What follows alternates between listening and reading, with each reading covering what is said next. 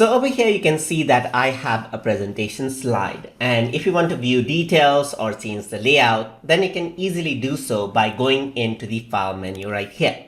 So if you want to see the details of the documentation, you simply go to documentation details right here. So over here, you can see that there's no location information of where the document was created, but you can see my name as the owner right there. Right here, you can see that the second channel is the owner. You can see the email address as well.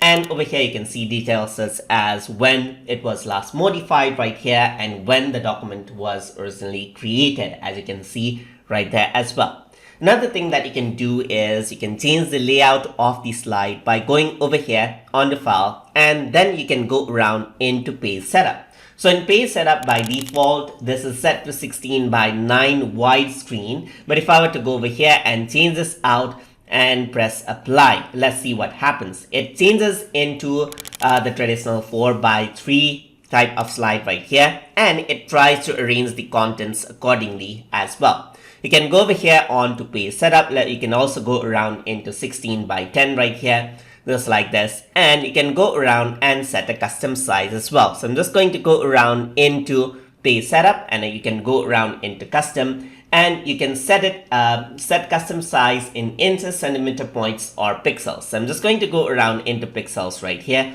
Let's say I want to make it perfectly square into 1000 by 1000 pixels right here. So I can simply do that, and there you go. You can see that now the slide is perfectly square. And that is how it works. So that is how you can view the document details and work around with page setup inside of Google Slides.